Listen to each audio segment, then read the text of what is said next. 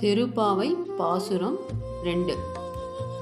வையத்து வாழ்வீர்கான் நாமும் நம் பாவைக்கு செய்யும் கிரீசைகள் கேளீரோ பால்கடலுள் பையத்து என்ற பரமனடி பாடி நெய்யுண்ணோம் பாலுண்ணோம் நாட்காலை நீராடி மையிட்டெழுதோம் மலரிட்டு நாம் முடியோம் செய்யாதன செய்யோம் தீக்குறளை சென்றோதோம் ஐயமும் பிச்சையும் ஆந்தனையும் கை காட்டி உய்யும் மாறென்றெண்ணி உகந்தேலோரெம்பாவாய். வரி வரி விளக்கம். வையத்து வாழ்வீர், உலகில் வாழும் அனைவரும். ஆண்டாள் பக்தியை ஒரு குறிப்பிட்ட குழுவுக்கே அல்ல, உலகமெங்கும் உள்ள மக்களுக்கு திறந்து வைக்கிறார். பக்தியில் சமத்துவம், அனைவருக்கும் உரிமை. கடல் வண்ணன் கை காண்மீனோ. கடலின் நிறம் போன்ற நீலமேனுடைய நாராயணனை நோக்கி பாருங்கள்.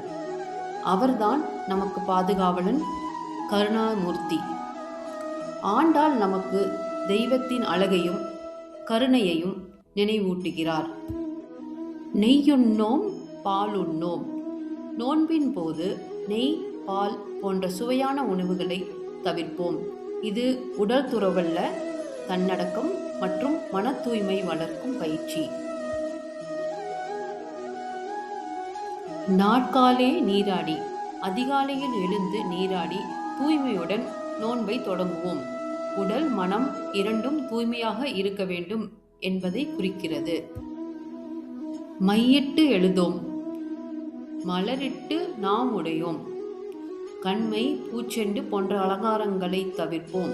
வெளிப்புற அழகை விட உள்ளார்ந்த பக்தி முக்கியம். செய்யாதன செய்யோம். தவறான செயல்கள், பொய், கோபம், பொறாமை போன்றவற்றை செய்ய மாட்டோம். நோன்பு என்பது உடல் விரதம் மட்டுமல்ல, நல்லொழுக்க விரதம். தெய்வம் தாழ்த்தோம். பிற தெய்வங்களை இகழ மாட்டோம். ஆண்டாள் மத ஒற்றுமையை வலியுறுத்துகிறார். தீக்குறளை செறிவோம். தீய வார்த்தைகள் பேச மாட்டோம். பிறரை துன்பப்படுத்தும் பேச்சு, நடத்தை அனைத்தையும் விளக்குவோம். நாய்க்கும் ஆளாய் நமக்கேல். நாராயணன் மிக தாழ்ந்தவர்களுக்கும் அருள் புரிவார். அவர் கருணை எல்லையற்றது. அவரை சரணடைந்தால் யாரும் உயரடைவார்கள். நாராயணனே நமக்கு பரன். நமக்கு ஒரே சரணம், ஒரே தெய்வம், நாராயணன். ஆண்டாள் பக்தியின் திசையை தெளிவாக நிர்ணயிக்கிறார். பாசுரம் 2 நமக்கு சொல்லுவது, பக்தி அனைவருக்கும் திறந்தது.